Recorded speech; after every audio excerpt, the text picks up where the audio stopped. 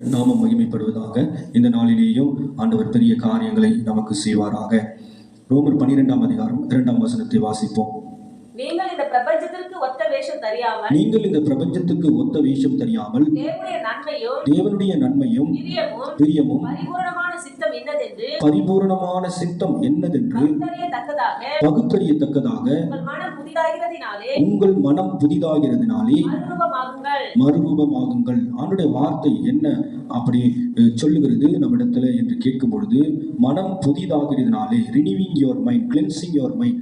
நம்முடைய பொதுவாகவே ஒரு மனுஷனுக்கு ஒரு சரீரத்துல கண்ட்ரோல் சிஸ்டம் அப்படின்னு பார்க்கும் பொழுது மைண்ட் த கண்ட்ரோல் சிஸ்டம், சிறுமூளை பெருமூளை என்று நம்ம அழைக்கிறோம். இந்த கண்ட்ரோல் சிஸ்டத்துல ஏதாவது ஒரு கோளாறுகள் ஏற்படும் பொழுது இந்த சரீரம் முழுவதுமாகவே கோளாறு ஏற்படும். அப்போ இந்த சரீரம் முழுவதும் கோளாறு ஏற்படாதபடி நம்ம பாதுகாக்க வேண்டும் என்றால் இந்த கண்ட்ரோல் சிஸ்டத்தை சரியாய் நம்ம வைத்துக் கொள்ள வேண்டும். அப்பொழுது ஆண்டவருடைய வசனம் இப்படி சொல்லுகிறது, நீங்கள் பகுத்தறியத்தக்கதாக உங்கள் மனம் புதிதாகிறதுனால. அப்ப நம்முடைய மனம் புதிதாக வேண்டும்.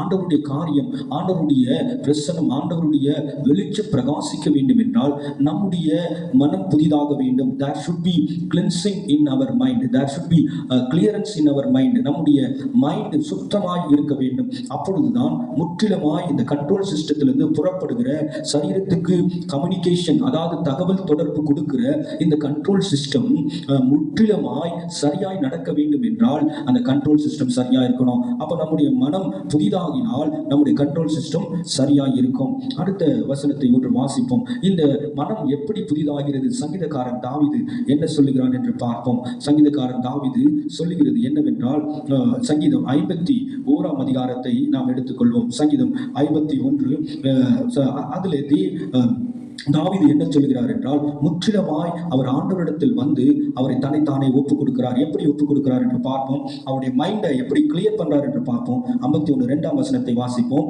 என் அக்கிரமம் நீங்க என்னை முற்றிலும் கழுவி என் பாவமறை என்னை சுத்திகரியும் அப்படின்னு சொல்றார். அடுத்த வசனம் 51 வசனத்தை படிப்போம். தேவனே சுத்த இருதயத்தை என்னிலே சிருஷ்டியும், நிலைவரமான ஆவியை உள்ளத்திலே புதுப்பியும். அல்லேலூயா. அப்போ அந்த மைண்ட் கண்ட்ரோல் சிஸ்டத்தை புதுப்பிக்கப்படும் பொழுது ஆட்டோமேட்டிக்கா கம்யூனிகேஷன் எல்லா இடத்துக்கும் போகிறதுனால அந்த இருதயம் என்ன பண்ணுது? முற்றிலுமாய் அதை கிளியர் பண்ணுது. சுத்த இருதயத்தை, கிளீன் ஹார்ட்டை அதை தாவீது ராஜா கேட்கிறார். கிளீன் ஹார்ட்டை கேட்கிறார். எப்படி கேட்கிறார்னா, முதலாவது அந்த மனத்தை பரிசுத்தப்படுத்துகிறார். அந்த முற்றிலுமாய் பாவமற என்னை கழுவுங்க அப்படின்னு சொல்றார். அப்போ அந்த renewing your mind, cleansing your mind நமக்குள்ள வர வேண்டும். அப்போ எசேக்கியேல் எழுதின நிருபத்தை நம்ம ஒரு வசனத்தை நம்ம வாசிப்போம். அதற்கு முன்னதாக நீதிமொழிகள் வார்த்தை வாசிப்போம். நீதிமொழிகள் 4ஆம் அதிகாரம் அவருடைய வார்த்தை நம்ம எடுத்து சரியாய் நம்ம தியானிக்கும் பொழுது கர்த்தர் பெரிய காரியங்களை செய்கிறார். Thank you Lord. நீதிமொழிகள் 4ஆம் அதிகாரத்தை நம்ம எடுத்துக்கொள்வோம். அவருடைய நாமம் மகிமைப்பட வேண்டுமாய் அவர் என்ன செய்கிறார்னா, நம்முடைய இருதயங்களை, நம்முடைய 23 நம்ம படிப்போம். 4:23. எல்லா காவலோடும் இருதயத்தை காத்துக்கொள், அதிலிருந்து நின்று ஜீவ ஊற்று புறப்படும். அல்லேலூயா. எல்லா காவலோடும் உன் இருதயத்தை காத்துக்கொள். சாதாரணமாகவே இந்த உலகத்துல என்ன பண்றாங்க அப்படின்னா, ஒரு டேம் கட்டுறாங்க. அந்த டேம் எதுக்காக கட்டுறாங்க அப்படின்னு பார்க்கும்பொழுது, நாட்கள், அதாவது தண்ணி இல்லாத காலத்துல தண்ணி வீணாய் கடல்ல போய் சேர்ந்துருச்சுன்னா அந்த தண்ணி அந்த ஏரியாவுக்கு சுற்றுப்பட்ட அந்த மாநிலங்களோ அந்த காரியங்களோ தண்ணீர் தேவைப்படும், தண்ணி இல்லாத நேரத்துல. அப்ப அந்த டேம் கட்டின பிறகு அந்த தண்ணி வறட்சியான காலத்துல அந்த தண்ணீர் சேர்த்து வைப்பதற்கு டேம் கட்டுறாங்க. அதாவது வயலுக்காக, மற்ற காரியங்களுக்காக, தேவைகளுக்காக அந்த தண்ணீர் என்ன பண்ணுது? வறட்சியான காலங்களில் அந்த தண்ணீரை உபயோகப்படுத்துறாங்க. அப்போ நம்ம இருதயத்தை எல்லா காவலோடும் காத்து கொண்டால் என்ன ஆகும் அப்படின்னா, வறட்சியான காலத்துல அந்த தேவனுடைய வார்த்தை என்னது? நமக்கு அது என்ன பண்ணும்? ஜீவ ஊற்றாய் புறப்படும். அப்போ வறட்சியான காலத்துல நமக்கு தண்ணி இல்லாம இருக்கும் பொழுது நம்ம சேர்த்து வைத்திருக்கிற ஆண்டுடைய வார்த்தையை அந்த மனம் புதிதாய் அந்த மைண்ட் ரினியூ பண்ணிட்டே இருக்கும் பொழுது என்ன ஆகும் அப்படின்னா நமக்கு தேவையான காரியங்கள் எல்லாம் நடைபெறும். அல்லேலூயா, அல்லேலூயா. நமக்கு தேவையான காரியங்கள் எல்லாம் நடைபெறும். யோசுவா 1ஆம் அதிகாரம் 8ஆம் வசனத்தை வாசிப்போம். யோசுவா 1:8. அதுல ஆண்டுடைய வார்த்தை இப்படியாய் சொல்லுகிறது, இந்த நியாயப்பிரமாண புஸ்தகம் உன் வாயை விட்டு பிரியாதிருப்பதாக, இதில் எழுதியிருக்கவைகள் எல்லாம் நீ செய்ய கவனமாயிரு, இரவும் பகலும் அதை தியானித்துக் கொண்டிருப்பாயாக. அப்பொழுது நீ உன் வழியை வாய்க்க பண்ணுவாய், அப்பொழுது புத்திமானாய் நடந்து கொள்வாய். அல்லேலூயா. அப்போ நம்ம மைண்ட் ரினியூ ஆக வேண்டும். நம்ம மைண்ட் கிளென்சிங் பவர் நமக்குள்ள இருக்கணும் அப்படின்னா என்ன செய்யணும்னா, நம்ம ஒவ்வொரு நாளும் ஆண்டுடைய வார்த்தையை தியானிக்கணும். ஆண்டுடைய வார்த்தையை தியானிச்சாதான் உன் வழியை வாய்க்க பண்ண முடியும். நம்முடைய வழியை வாய்க்க பண்ணணும் அப்படின்னா நம்ம இஷ்டமாய் நம்ம வாழ முடியாது. நம்ம இஷ்டமாய் வாழ முடியாது. அப்போ நம்ம இஷ்டமாய் வாழ வேண்டும் என்றால் நம்முடைய மைண்ட் அப்படியே தான் இருக்கும், மாற முடியாது. அப்ப நம்ம மாற வேண்டும். சரியான ஆண்டவர் கொடுத்திருக்கிற அந்த பிளான், அந்த திட்டத்துல நம்ம போனோம் அப்படின்னா கண்ட்ரோல் சிஸ்டத்தை சரி பண்ணணும்.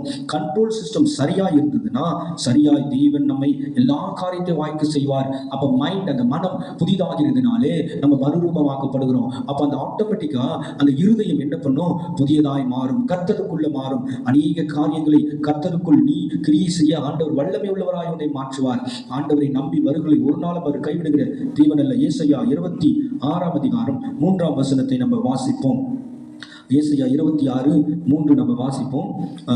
உம்மை உறுதியாய் பற்றி கொண்ட மனதுடையவன் உம்மையே நம்பி இருக்கிறபடியினால் நீ அவனை பூரண சமாதானத்துடன் காத்துக்கொள்வீர். அப்போ உம்மை உறுதியாய் பற்றி கொண்ட மனதுடையவன், அப்போ உறுதியாய் ஸ்ட்ராங்கா நம்ம ஆண்டவரை பிடிச்சுக்கிட்டோம் அப்படின்னா, நம்பி இருக்கிறோம் அப்படின்னா நீர் அவனை பூரண சமாதானத்துடன் காத்துக்கொள்வீர்.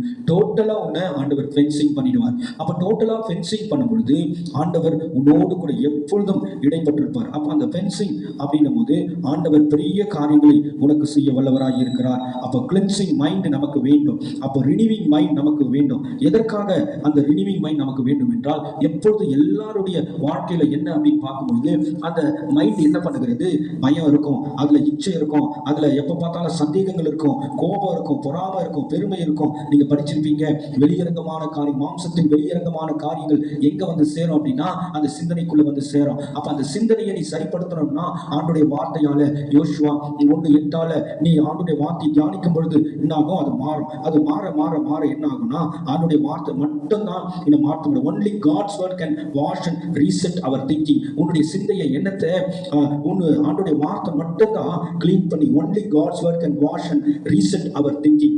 அப்போ அந்த திங்கிங் ஆண்டுடைய வரும் பொழுது டோட்டலா நம்மளை சரண்டர் பண்றதுக்கு நம்முடைய இருதயம் மாறும். டோட்டலா சரண்டர் பண்றதுக்கு நம்ம இருதயம் மாறும். இல்லைன்னா ஆண்டவரிடத்துல சரண்டர் பண்ண முடியாது.